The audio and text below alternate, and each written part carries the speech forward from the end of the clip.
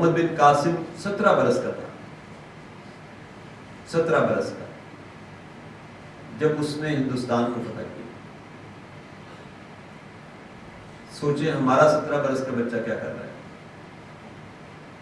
میں نے یہ واقعی اپنی عربی کلاس میں وہاں سنایا، تو 2 دن بعد میرے سینئر تھے ڈائریکٹر، تو مجھ سے کہتے ہیں کہ ایک لطیفہ شیئر کرنا ہے آپ کے ساتھ۔ میں نے کہا نہیں بتائیں۔ کہتے ہیں ہماری نا اس ہری پور روڈ کے اوپر فیکٹری ہے جہاں ہم علیحدہ ہوتے ہیں وہاں پر، تو ٹیکسلا میں جہاں HIT فیکٹری ہے وہاں ایک اچھا اسکول کالج بنا ہوا ہائی ٹیک کے نام سے۔ تو وہ کہتے ہیں میرا بچہ ہائی ٹیک میں پڑھتا ہے، آج اتفاق سے گاڑی کہیں بزی تھی، ڈرائیور جا نہ سکا، تو وہ وہاں سے کہیں رکشے پہ بیٹھ کے پہلے ٹیکسلا چوک میں آیا ہے، ٹیکسلا چوک سے پھر وہ ہستن ڈال آیا ہے، اور ہستن ڈال سے پھر تیسری گاڑی بدل کر وہ گھر پہنچا۔ تو یہ سارا سفر اس نے خود اکیلے ہی کر لیا۔ تو میری بیوی مجھے کہتی ہے آج کچھ بڑھنا چاہیے، بچہ کل ہی کار واپس آ گیا۔ کالج کا بچہ 18-19 سال کا تو ہوگا، ہمارا 18-19 سال کا بچہ اگر اسکول جائے اور اکیلا ہی واپس آ جائے تو ہم بڑے خوش ہیں کہ بچے نے بڑا مارکا مار دیا۔ وہ 17 سال کا بچہ عرب سے نکلتا ہے، پورے ہندوستان کو فتح کر کے چلا جاتا ہے۔ آپ کا کیا خیال ہے کہ کسی ون فائن مارننگ 17ویں سالگرہ ہوگی محمد بن قاسم کی، اور کیک کاٹا گیا ہوگا، اور پھر ہیپی برتھ ڈے کہتے ہوئے اس نے فوج اس کے حوالے کی ہوگی، اس کے باپ نے کہ بھائی یہ فوج ہے، اب جاؤ ذرا ہندوستان فتح کر کے آ جائے۔ 18 برس یا 17 برس کی عمر تھی طارق بن زیاد کی، جب اس نے کشتیاں جلوائیں جبل الطارق پر، تو پوچھنے والوں نے پوچھا کہ جی کشتیاں جلوا دی واپس کیسے؟ اس نے کس نے کہا تم نے کہا واپس آ جائے، we are not going back, ہم نے آگے جانا ہے۔ اسپین فتح کیا، فرانس کے بارڈر تک پہنچا وہ شخص، 17 برس کا تھا۔ سلطان محمد فاتح قسطنطنیہ کا فاتح تھا، 17 برس عمر تھی۔ ذرا سوچیں آج ہم کیا کریں۔ اور میں آپ سے عرض کروں کہ VN جو ہے یہ ایک دن میں نہیں آتا، یہ نسلوں کے ساتھ چلتا ہے۔ ہمارے ایک دوست وار والنٹیئر کے طور پر بوسنیا میں گئے، جب یہ بوسنیا کی جنگ شروع ہوئی 90s میں، تو وہ کہتے ہیں کہ میں بڑا حیران ہوا، کہتے ہیں میں اس وقت امریکہ سے آیا تھا، میں جب وہاں گیا تو مجھے بڑی حیرت ہوئی کہ مسلمانوں کی یہاں اتنی عجیب حالت ہو گئی ہے، تو یہ کیا ہوا یہاں پر؟ اور ساتھ ہی دل میں یہ خواہش ہوئی کہ کاش کوئی 20 برس پہلے یہاں آیا ہوتا اور وہ یہاں محنت کرتا ہے اسلام کے حوالے سے، تو یہ نہ ہوتا۔ اور پھر ساتھ ہی یہ بھی خیال آیا کہ ابھی دنیا میں اور بہت سارے ملک ایسے ہیں جہاں مسلمانوں کی حالت اب گرنی شروع ہو گئی ہے، اور اگر کوئی آج وہاں نہ گیا تو کوئی میری طرح 20 برس بعد کھڑا وہاں سوچ رہا ہوگا کہ کاش کوئی یہاں آیا ہوتا 20 برس پہلے تو ان کی یہ حالت نہ ہوتی۔ لیکن کہتا ساتھ ہی ایک خیال اور آیا کہ یہ چھوٹی سی بستی ہے مسلمانوں کی، ارد گرد سارے عیسائی ہیں، اور ان عیسائیوں نے یہاں پر اٹیک کیا ہوا، پھر بھی یہ کھڑے ہو گئے اس حالت کے باوجود بھی، تو وہ کون سی قوت ہے جس نے ان کو ان کے مقابلے میں اس حالت کے باوجود کھڑا کر دیا ہے؟ تو کہتا اسٹڈی کی تو پتہ چلا کہ سلطنت عثمانیہ کے زمانے میں یہاں یہ مسلمانوں کی کالونی تھی، اور یہاں غازی حسرف بیگ نام کا ایک گورنر تھا بوسنیا کا، وہ بڑا بینری آدمی تھا، صاحب بصیرت تھا۔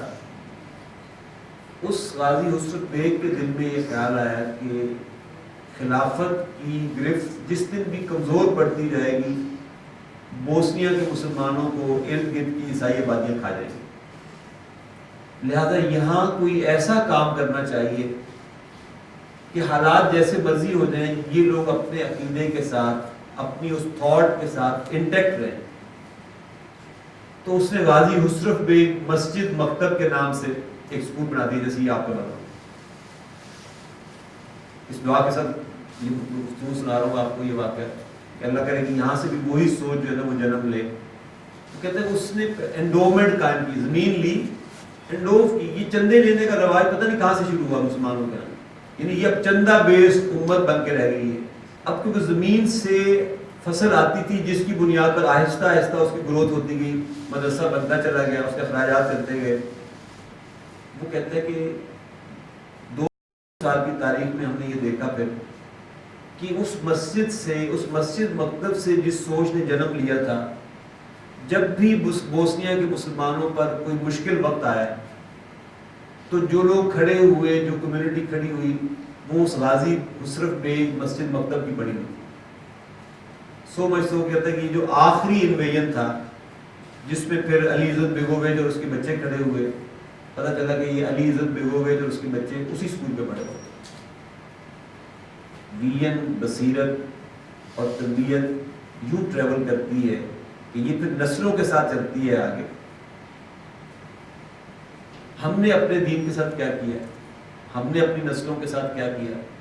کبھی آپ سوچیں کہ گورا یہاں آیا تھا، تب بھی اگرچہ اس نے حکومت کی، اکثریت میں میں ہی تھا، ہم کروڑوں میں تھے اس وقت میں. وہ آیا ہوگا تو سینکڑوں میں نہیں تو ہزاروں میں آیا ہوگا. وہ جب واپس گیا یہاں سے تو سوچے کہ وہ مجھے کیا کچھ لے کر گیا اور وہ مجھ سے کیا لے کر گیا. میں نے اس کی انگریزی بھی رکھنی چاہیے تھی، ضرورت تھی اس وقت میری. میں نے اس کا لباس بھی رکھ لیا، میں نے اس کا طرز بود و باش بھی رکھ لیا، میں نے اس کے سارے کلچر کو اپنا لیا. وہ مجھ سے نہ دھوتی لے کر گیا، نہ شلوار لے کر گیا، نہ زبان لے کر گیا. میرے کلچر سے وہ کچھ بھی نہیں لے کر گیا. کیا میرے کلچر پہ اتنی جان نہیں تھی کہ وہ بھی کوئی ایک آدھ بندہ ہی لے جاتا ساتھ؟ یاد رکھیے، ہمیشہ لوگ حکمرانوں کی چیزوں کو، حکمرانوں کے طرز بود و باش کو اپناتے ہیں، غلاموں کے نہیں. سید مودودی کا ایک بڑا خوبصورت جملہ ہے، وہ کہتے ہیں کہ یہ محض ایک اتفاق ہے کہ ہم پر گورے نے حکمرانی کی، تو ہم اپنے چہروں کو اس سے یعنی سرخی پاؤڈروں کے ساتھ ویسا کرنے کی کوشش کر رہے ہیں. اگر ہم پر کالوں نے حکمرانی کی ہوتی تو یقیناً ہم پالشیں تھپ کر اپنے منہ کالے کر رہے ہوتے اور چاقو چھریوں کے ساتھ ہونٹ کاٹ کر موٹے کر رہے ہوتے، اس لیے کہ غلام ہمیشہ اپنے آقاؤں کو فالو کرتا. میرا کلچر بھی بڑا رچ تھا لیکن میں غلام ہو گیا. میرے کلچر سے وہ کچھ بھی نہیں لے کر گیا، لیکن میں نے اس کے کلچر کی ہر چیز، اچھی تھی تب بھی، بری تھی تب بھی، وہ لے کر رکھ لی اپنے پاس.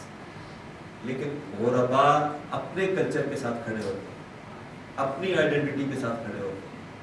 وہ کسی دوسرے کی آئیڈینٹی، کسی دوسرے کے تشخص کو اون نہیں کرتے. نوٹ کیجئے کہ اسلام خود بینیفیشل ہے، صرف مسلمانوں کی وجہ سے نہیں یا مسلمانوں کے لیے نہیں. اسلام کے جو بھی دنیا کو رن کرنے کے اصول ہیں، وہ جو بھی اپنائے گا he will get benefit of it. مثلا ہمیں نماز سے پہلے وضو کرایا جاتا ہے کہ یہ طہارت حاصل ہو جاتی ہے. تو اگر کوئی ہندو بھی طہارت کو پریکٹس کرے گا تو صفائی ستھرائی تو ہو جائے گی. اس کی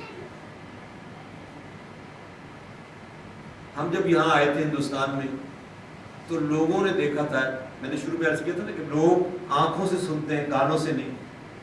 لوگوں نے دیکھا تھا کہ یہ کچھ لوگ آئے ہیں جنہوں نے چاول زمین پر دھوپ پہ بکھیرا ہوا ہے. تو اس سے پوچھا کہ بھئی یہ کیوں بکھیرا ہوا تم نے؟ انہوں نے کہا کہ اصل میں یہاں لوگ ذرا دھوکہ کرتے ہیں کہ بیچ میں گیلا چاول رکھ کر ویٹ بڑھا کر بیچتے ہیں، اور یہ دھوکہ ہمارے مذہب میں جائز نہیں. لہٰذا ہم نے اس کو دھوپ پہ بکھیر دیا کہ یہ سوکھ جائے، اس کو اس کی اوریجنل ویٹ کے ساتھ بیچیں. آپ مجھے بتائیے، فرق، ڈفرنس کریٹ ہونا شروع ہو گیا نا، برانڈ بننا شروع ہو گیا. اب دیکھنے والی نگاہیں دیکھ رہی تھیں کہ یہ اوریجنل مال بیچ رہا ہے، اور یہ ادھر اس کی اپنی جو برادری بیٹھی ہوئی تھی وہ دھوکے والا مال بیچ رہی تھی. چائنا میں تو یہاں تک کہتے ہیں کہ انہوں نے، تاجروں نے جا کے بادشاہ سے شکایت کی کہ ان کو نکالو یہاں سے،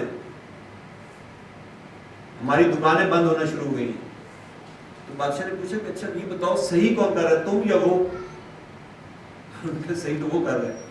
پھر تسی وہی کرو. یہاں ہندوستان میں انہوں نے تاجر، مسلمان تاجروں سے پوچھا کہ جناب یہ بڑے اچھے لوگ ہیں، آپ کون سا مذہب ہے آپ؟ اس کا اسلام. اس کا اسلام ہے تو ہم بھی مسلمان ہونا چاہتے ہیں، کیا کریں؟ کچھ بھی نہیں، بس جو ہم کر رہے ہیں تم بھی کرو، مسلمان ہو جاؤ. کیا آج میں کسی کو یہ ریکمینڈ کر سکتا، کسی نے مسلمان دیکھنا ہو اور وہ مجھ سے آگے سوال کرے کہ جناب میں کوئی مسلمان دیکھنا چاہتا ہوں بتائیں، تو کہنا ہے ریکمینڈ کہ جناب آپ مجھے دیکھ لیں، ایسا ہوتا ہے مسلمان. وہ مجھے کہے کہ میں کوئی مسلمان گھرانہ دیکھنا چاہتا ہوں، تو کیا آپ کوئی ایک گھر ریکمینڈ کر سکتے ہیں جس کو آپ کہتے ہیں آپ آج فلاں گھر دیکھ لیں، وہ مسلمان گھرانہ ہے، آپ اپنا گھرانہ ویسا کر لیں، آپ کا گھرانہ مسلمان گھرانہ ہو جائے گا. وہ آپ سے کہے کہ میں کوئی مسلمان دفتر دیکھنا چاہتا ہوں جس میں مسلمان کام کر رہے ہیں، میں کوئی مسلمان تاجر دیکھنا چاہتا ہوں تاکہ میں بھی ویسی تجارت کروں. ہم اسے زیادہ سے زیادہ یہ کہہ سکتے ہیں کہ یہ میں جو بھی آپ کو سمجھ 2 گھنٹے کی تقریر کر رہا ہوں، تم اگر یہ کرنے لگ جاؤ تو مسلمان ہو جاؤ. میں اسے یہ نہیں کہہ سکتا کہ جو کچھ میں کر رہا ہوں ان 2 گھنٹوں کے بعد باہر میں تم وہ کرنے لگ جاؤ تو تم مسلمان ہو جاؤ. مسلمان مقرر، مسلمان مبلغ بننا ہے تو میں اسے یہ تو کہہ سکتا ہوں کہ جیسے الفاظ اور جس طرح پروٹوکول میں شروع میں تلاوت کر کے وآخر میں وما علینا الا البلاغ اس طرح کر کے تم کر لو تو تم ایسے مقرر ہو جاؤ گے جیسے میں ہوں. لیکن ایک مسلمان مبلغ کو کیسا ہونا چاہیے یہ میں اس کو رول ماڈل نہیں دکھا سکتا. اچھا پھر ایک اور ابھی ڈاکٹر صاحب سے بات ہو رہی تھی، شیخ گوگل نے جو تماشا کیا اس میں وہ کیا کہ اوور لوڈیڈ انفارمیشن ملنا شروع ہو گئی. آج میرا اور آپ کا مسئلہ یہ نہیں ہے کہ ہمارے پاس انفارمیشن کی کمی ہے، آج ہمارا مسئلہ یہ ہے کہ ہمارے پاس انفارمیشن اتنی ہے کہ ہمارے لیے سارٹ آؤٹ کرنا مشکل ہے کہ اسے کون سی چیز لی جائے. ایسے ہی اوور پیرنٹنگ جو ہے یہ بھی ایک ایشو ہے، یعنی اس کی انگلی چھوڑنے کو تیاری نہیں، اس کو انڈیپینڈنٹ ہونے ہی نہیں دینا، اس کو اپنے فیصلے خود کرنے ہی نہیں دینا. ایک عجیب سی نسل ہے جو ہم پیدا کرنے چلے ہیں، اسپون فیڈنگ سے اس کو فارغ نہیں کیا جا رہا. اور پھر دوسری انتہا یہ ہوتی ہے کہ یا تو پیار ضرورت سے زیادہ یا پھر مار ضرورت سے زیادہ. یعنی آخری حل میرے پاس کیا ہے اس کی اصلاح کا؟ آخری حل یہ کہ میں نے اسے سمجھا لیا، وہ بات نہیں ماننے کو تیار. بات تو وہ اس لیے اصل میں نہیں مان رہا تھا کہ میں اس کو کہہ کچھ اور رہا تھا، وہ بچہ دیکھ کچھ اور رہا تھا، لہذا وہ کر رہا تھا جو وہ دیکھ رہا تھا. اچھا اب اس سے میں بدلنے کو تیار نہیں کہ میں بدل جاؤں، وہ خود بخود بدل جائے گا. بدل یعنی مجھے یاد ہے جہاں یہ ہمارا ڈائنیسٹی ہوٹل بنا ہوا نا اس وقت، یہ ہم کوئلور میں رہتے تھے، یہ سامنے یہ بلڈنگ بڑا عرصہ برباد رہی نا، اسٹرکچر کھڑا ہوا تھا اور کوئی رہتا نہیں تھا، نہ کوئی پلستر تھا نہ کچھ اس طرح کا. ایک کہانی وابستہ تھی اس کے ساتھ ہمارے بچپن میں، پتہ نہیں کتنی صحیح تھی کتنی نہیں، کہ یہاں کوئی عصیب ہے، یہاں جن ہے، یہ سحر زدہ جگہ ہے. اب یہاں پہ جب انہوں نے بنایا تو کچھ اس طرح کے واقعات ہوئے کہ وہ لوگ بھاگ گئے، یہاں کوئی رہتا نہیں. کچھ مزدور طرح کے لوگ وہاں پیچھے رہتے تھے، اور ایک اس کے سین میں نا اس ڈائنیسٹی والی جگہ کے سین میں ایک ٹوٹی لگی ہوتی تھی. تو ہمارے کوئلور کا پانی سارا کھاری تھا، تو لوگ اکثر وہاں سے جا کر پانی بھر کے لاتے تھے پینے کا. میں بھی دیکھا کرتا تھا، پانی لینے جاتا تھا وہاں، لوگ وہی مزدور وہاں نہا رہے ہوتے تھے. برسہ برس میں دیکھتا رہا کہ وہ بلڈنگ برباد رہی. ایسے ہی آپ دیکھیں گے بہت ساری جگہوں کے بارے میں کہانیاں مشہور ہو جاتی ہیں کہ یہاں یہ ہے تو کوئی نہیں رہتا ہے، یہاں یہ ہے تو کوئی نہیں جاتا. پھر کوئی آتا ہے وہ سوچتا کہ ہے کسی نے ایکسپیرینس تو کیا نہیں، لوگ ایسی پتہ نہیں کہانی مشہور ہو گئی تو لیٹس ٹرائی، بدلتے ہیں اس کو. انہوں نے کبانا کے غالباً کس نام سے اس وقت اس کو پہلے بنایا ہے، پھر وہ ڈائنیسٹی آج وہی جگہ ارن کر رہی ہے، بزنس کر رہی ہے. ہوا کیا ہے؟ کہانی بدل گئی. کہانی بدلی تو وہی جگہ بینیفیشل ہوگی، پروفٹ دینا شروع ہوگی. اپنی اپنی زندگیوں کی جو بھی ہم کرتے رہے ماضی میں وہ ایک کہانی تھی. اگر آپ نے حالات بدلنے ہیں تو پہلے کہانی کو بدل دیں. کہانی بدلے گی، حالات بدل جائیں گے. بچے کی پٹائی کر کے اس کی اصلاح کرنا، اس سے یاد رکھیے گا صرف 2 سبق بچے کو ملتے ہیں، بلکہ میں اس کو ایک ہی سبق ہے جو اصلاح نہیں ہوتی بچے کی، ایک میسج اس کو کنوے ہوتا ہے. اور وہ کیا ہوتا ہے کہ ہر بڑے کے پاس یہ اختیار ہے کہ وہ جب چاہے چھوٹے کو مار سکتا ہے. ہر طاقتور کے پاس یہ اختیار ہے کہ وہ جب چاہے کمزور کے اوپر ہاتھ اٹھا سکتا ہے. پوری دنیا اس وقت یہی سکھا رہی نا, ہم بھی یہی سکھا رہے ہیں اپنے بچوں کو. استاد جب بچے کی پٹائی کرتا ہے تو ایکچولی وہ اپنی شکست تسلیم کر رہا ہوتا ہے کہ لاجیکلی اب اس بچے کو جواب دینے کے لیے میرے پاس کوئی لاجک نہیں ہے, لیکن میرے پاس کچھ ہتھیار ہیں, میں بڑا ہوں تو میرے پاس یہ ہاتھ ہے, میں اسے مار سکتا ہوں, میرے پاس یہ زبان ہے, میں شاؤٹ کر سکتا ہوں اس کے اوپر. بچہ گھر آ کر, بڑا بھائی ہے تو وہ آ کر یہی حرکت چھوٹے بھائی کے ساتھ کر رہا ہوتا ہے, اسے کیوں مارا؟ تو میسج جو ہم کنوے کر رہے تھے وہ یہ کہ بڑا چھوٹے پر ہاتھ اٹھا سکتا ہے, طاقتور کمزور کے اوپر ہاتھ اٹھا سکتا ہے. گولڈ سٹینڈرڈ میں نے آپ سے عرض کیا نا کہ وہ صحابہ ہیں. حضرت انس رضی اللہ تعالیٰ عنہ فرماتے ہیں کہ میں 10 برس, تقریباً 8 برس کی عمر تھی حضرت انس کی جب ان کی والدہ ان کو حضور کی خدمت میں چھوڑ کر آئی تھی. 18 برس کی عمر تک 10 برس یہ فرماتے ہیں کہ میں حضور صلی اللہ علیہ وسلم کی خدمت میں حاضر رہا. 10 برسوں میں ایک دفعہ بھی کبھی حضور نے مجھے ڈانٹا ہے, کبھی حضور نے میری پٹائی نہیں کی. یہاں تک وہ ایک مزیدار واقعہ اپنی زندگی کا سناتے ہیں کہ حضور نے مجھے کوئی رقم دی اور بھیجا کسی کام کے لیے کہ جاؤ فلاں چیز لے آؤ. اب 8 9 10 سال کا تو بچہ ہی ہوتا ہے. کہتے میں باہر نکلا تو بچے کھیل رہے تھے, میں بھی کھیلنے لگ گیا اور بھول گیا کہ حضور نے کسی کام کے لیے بھیجا ہو. کہتے جب کافی ٹائم گزر گیا تو رسول اللہ صلی اللہ علیہ وسلم خود گھر سے نکلے, آگے آئے تو میں کھیل رہا تھا, تو مجھے یہاں سے بس پکڑ کے بھائی تمہیں کدھر بھیجا تھا؟ تو میں ذرا شرمندہ سا ہوا, تو مجھے کہتے اچھا بس ٹھیک ہے پیسے مجھے دے دو میں خود دے لیتا ہوں. کہتے جیب میں ہاتھ ڈالا تو پیسے بھی کہیں گر چکے تھے کہ یار سب وہ تو گر گئے. ایون دین کہتے انہوں نے مجھ سے کچھ نہیں کہا اور پھر مسکرایا, مجھے کہتے اچھا جب ٹھیک ہے جب فارغ ہو جاؤ گے تو واپس آئے حضور واپس آئے. ایک دفعہ بھی حضور نے مجھے ڈانٹا ہے. اور دوسرا واقعہ میں آپ کے ساتھ شیئر کرنا چاہتا ہوں اس دور کے ایک غیر مسلم کا. میں نے سنا کہ Islam is good in itself, یہ صرف میری وجہ سے, اس کو جو بھی پریکٹس کرے گا he will get benefit of it. Gandhi Hindustan کا لیڈر ہے, اس کا بیٹا ایک واقعہ سناتا ہے. اب وہ کہتا ہے کہ ایک زمانے میں میرے والد صاحب ساؤتھ افریقہ میں رہتے تھے اور جو ان کی ورکنگ پلیس تھی وہاں سے کوئی 20-22 کلومیٹر دور ہمارا گھر تھا. اور میری ذمہ داری تھی کہ میں ہر روز صبح اپنے والد صاحب کو چھوڑنے جاتا تھا ورکنگ پلیس پر اور شام کو 5 بجے جب چھٹی ہوتی تھی پھر واپس چلے جاتا تھا. ایک دن کہتے ہیں کہ میں نکلا تو دوستوں کے ساتھ فلم دیکھنے کا پروگرام بن گیا, تو مجھے میرے ذہن سے یہ نکل گیا کہ بیچ میں چھٹی کا ٹائم ہو جائے گا, میں نے ابا جی کو لینے جانا ہے. کہتے میں بیٹھا اور چلا گیا, فلم دیکھنے چلا گیا.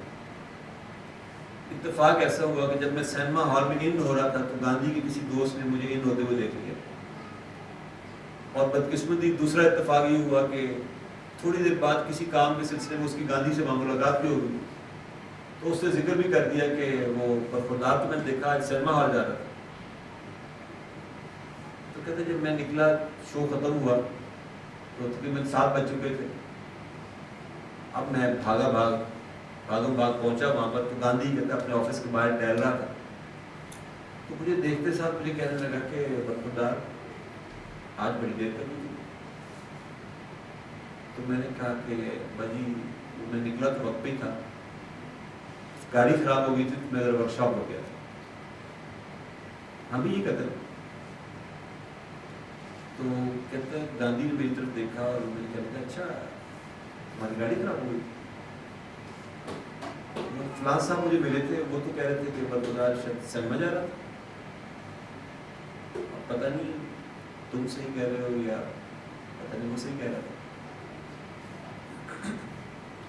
تو کہتا مجھے احساس ہو گیا کہ ابا جی کو اصل کہانی کا پتہ چلا.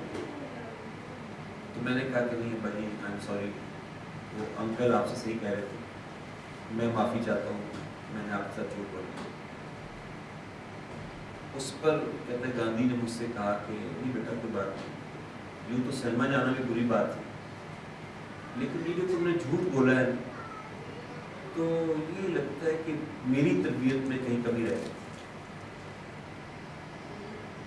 ایسے میں جانتا ہوں کیونکہ کوئی ایسا خوف تمہارے دل میں میری تربیت کی وجہ سے رہ گیا تھا جس کی وجہ سے تم نے اصل بات مجھ سے چھپانا مناسب سمجھی، مجھ سے شیئر کرنا مناسب نہیں سمجھی. اصل بات تم مجھ سے شیئر نہیں کرنا چاہ رہے، لہذا یہ غلطی میری ہے تو اس کی سزا بھی مجھے ملنی چاہیے. تو تم چلے جاؤ واپس، میں آج پیدل واپس کر رہا ہوں، میری سزا یہی ہے. اور وہ کہتے ہیں کہ مجھے خود بخود سزا مل گئی، میں ابا جی سے آگے تو جا نہیں سکتا تھا. تو میں گاڑی میں پیچھے پیچھے پہلے گیئر میں اور آگے آگے ابا جی جا رہے ہیں، اور شام ہو چکی تھی، شدید سردی، برف بھی پڑ رہی تھی شاید. تو کہتا ہے تقریباً ساری رات لگی، رات 3 ساڑھے 3 بجے جب گاندھی اپنے فلیٹ پہ پہنچا ہے تو اس کے پاؤں سوجے ہوئے تھے، جوتا نیچے سے پھٹ چکا تھا اور بخار سے وہ کانپ رہا تھا اس وقت. لیکن کہتا ہے وہ گاندھی تو کانپا، لیکن اس کے بعد پھر زندگی بھر میں نے کبھی جھوٹ نہیں بولا.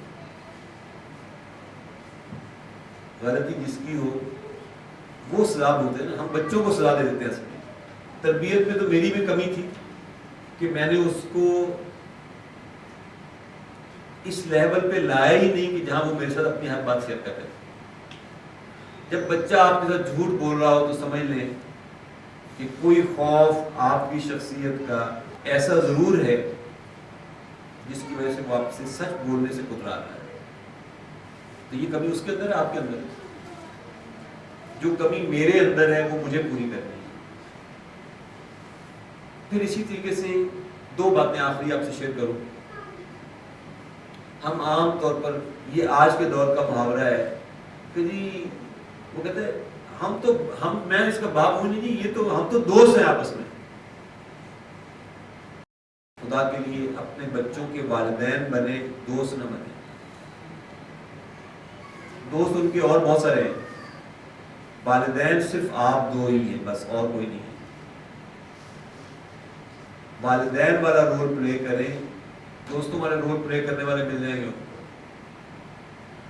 اور دوسرا ان کو زندگی کی حقائق کے ساتھ یہ ضرور سمجھائیں کہ کاسٹ اور ویلیو میں کیا فرق ہے. کاسٹ ایڈ نہ کریں، ویلیو ایڈ کریں.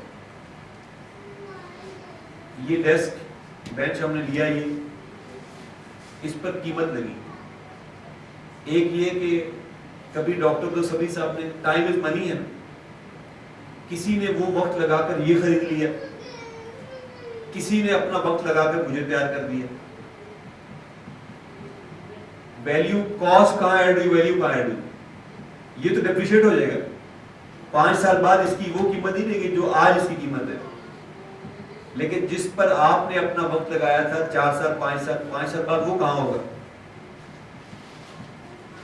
بچوں کو یہ ویلیو ایڈیشن ہم سکھائیں. پوزیشن سے ویلیو ایڈ نہیں ہوتی، شیئرنگ سے ویلیو ایڈ ہو جاتی ہے.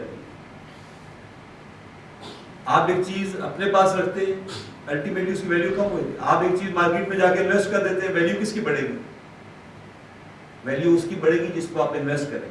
آپ کو کیا چاہیے؟ میرے کچھ پرانے دوست بیٹھے ہوئے ان کو یاد ہوگا، جب جس زمانے میں ہم بے روزگار تھے تب بھی محترم ڈاکٹر صاحب یہ کہا کرتے تھے، کبھی کبھار ہم سے نا ایسے مذاق میں پوچھا کرتے تھے ڈاکٹر دوست سر یہاں بھی جانو پیسے جیسے نہیں چاہیے تھا. تو ظاہر ہم نے کہا کہ ڈاکٹر صاحب پیسے کس کو نہیں چاہیے تو پھر دینا اللہ کے راستے میں. اور یہ ضرور ذہن میں رکھیں، ہم عام طور پر ہمارے یہاں یہ لفظ استعمال کیا جاتا ہے کہ ہم قربانی دے رہے ہیں. قربانیاں صرف مرغیاں دیا کرتی ہیں. Only chickens sacrifice. چھری چل جاتی ختم ہو گیا، بس ختم، کہانی ختم ہو گئی. آپ اور میں ہم قربانیاں نہ دیں، ہم انویسٹ کریں. اور ویسے بھی قربانی کے لیے 2 چیزیں ہونا ضروری ہیں. پہلی چیز یہ کہ وہ چیز آپ کی اپنی ہو جس کو آپ قربان کرنے لگے، اور دوسری چیز یہ کہ اس کے بدلے میں آپ کچھ نہ مانگ رہے ہیں، تب قربانی ہے. آپ جان دے رہے ہیں تو غالب نے کہا تھا جان دی ہوئی اسی کی تھی، حق تو یہ کہ حق ادا نہ ہوا، تو کیا جان آپ کی اپنی ہے جو آپ دے رہے ہیں تو آپ کہہ رہے ہیں میں قربانی دے رہا ہوں؟ مال آپ کا ہے جو آپ دے رہے ہیں، اولاد آپ کی ہے جو آپ دے رہے ہیں، you are not sacrificing. Invest اور سیکریفائس میں نا آخری مرحلہ بڑا جلدی آ جاتا ہے. یعنی آپ مجھے بدلے میں کچھ بھی نہیں دے رہے، میں دیتا ہی جا رہا ہوں آپ کو. تو پہلی بات ہے کہ میرے پاس بھی لمیٹڈ ہے، ایک وقت آئے گا کہ میں فرض کہ میرے پاس 1000 روپے تھا، میں نے 100 دے دیا، تو پہلے میرے پاس نا رینج وسیع تھی، میں 1000 میں سے کچھ دے رہا تھا. اب میرے پاس آیا تو کچھ بھی نہیں، 900 رہ گئے. اب میں نے 900 میں سے کچھ دینا ہے، 100 اور دے دوں گا تو 800 رہ جائے گا. آخر ایک وقت آئے گا کہ جب مجھے کہیں اور سے آ ہی نہیں رہا تو میں کہوں گا بس بھائی اب نہیں ہے میرے پاس. لیکن انویسٹمنٹ میں کیا ہوتا ہے، آپ مارکیٹ پہ 100 پھینکتے ہیں، 150 واپس آ جاتا ہے. اب آپ کس میں سے دیں گے؟ اب آپ 100 میں سے نہیں، اب آپ 150 میں سے دیں گے. آپ نے 150 باہر پھینکا مارکیٹ میں، واپس 300 آ گیا آپ کے پاس. اور اللہ بڑی غیور ہستی ہے، اللہ دیتا ہے لیتا کچھ نہیں ہے. دوبارہ یہ جملہ کروں، اللہ دیتا ہے لیتا کچھ نہیں ہے. یہاں تک اس نے کہا کہ من جاء بالحسنۃ، اگر تم ایک نیکی کرو گے، تم 1 روپیہ دو گے، تم 1 گھنٹہ اللہ کے راستے میں دو گے، من جاء بالحسنۃ فلہ عشر امثالھا.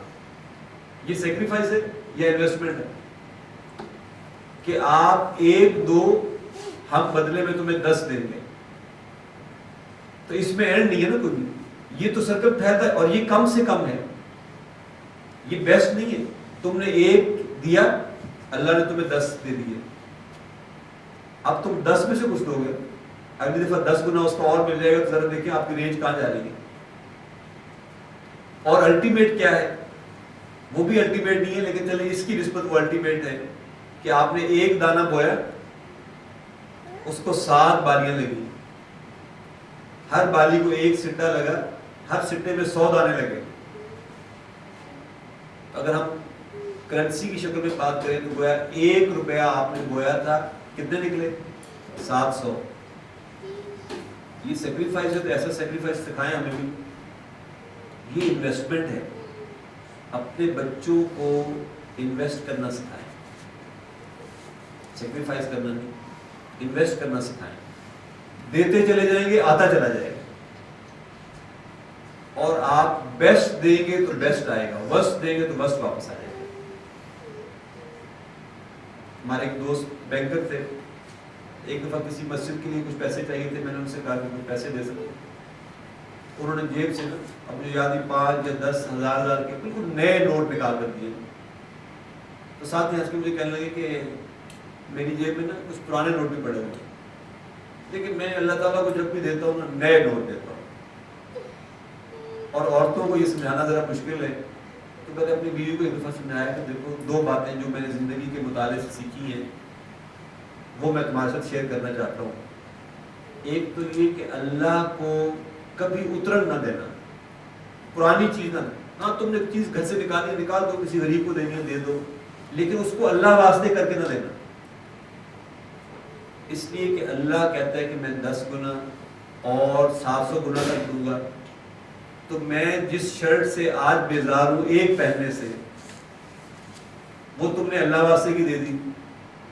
جنت میں میں چلا ہی گیا، فرض کیا اللہ نے وہاں 700 میرے لیے اس طرح کی لٹکائی ہوئی تھی، تو میں تو بیوی ایک سی تنگ ہوں، میں 700 نہیں پہن سکتا. اس طرح کی چیز نہ دینا اللہ کے راستے. اللہ کو جب بھی دو نئی چیز دو.